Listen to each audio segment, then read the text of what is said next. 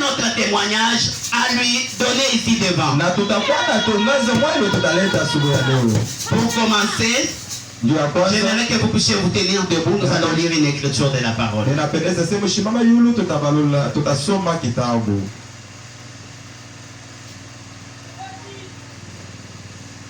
C'est en Exode 14. Je vais commencer au 13e verset jusqu'à aller au 14e verset pour le thème que nous avons. Amen.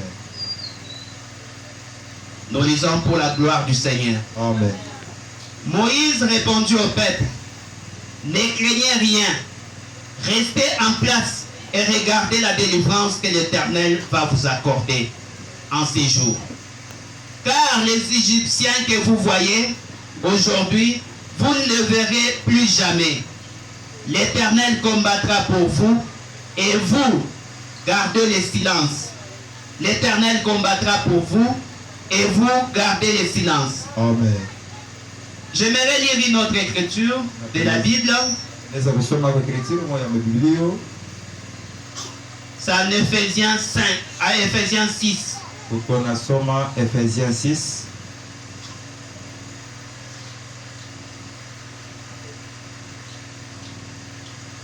Je vais commencer au 13e verset.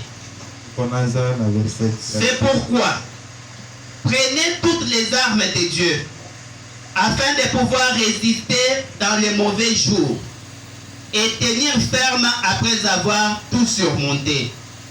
Tenez donc ferme. Ayez à vos reins la vérité pour ceinture. Revêtez la cuirasse de la justice.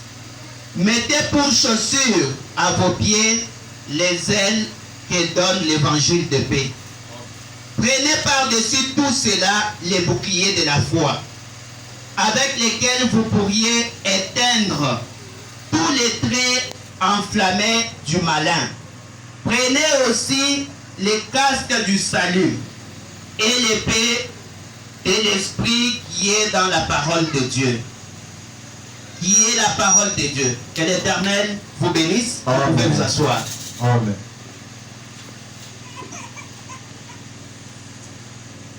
Nous étions très contents hier. Il y a eu des intervenants qui ont parlé.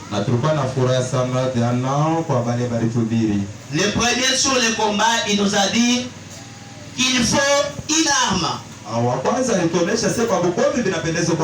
pour combattre. Et qu'est-ce qu'il a dit? Il a dit c'est la parole qui nous aide à combattre. Quand le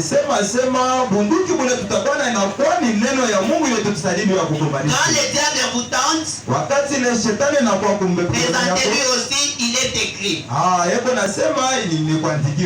vous lui montrez, il est écrit, il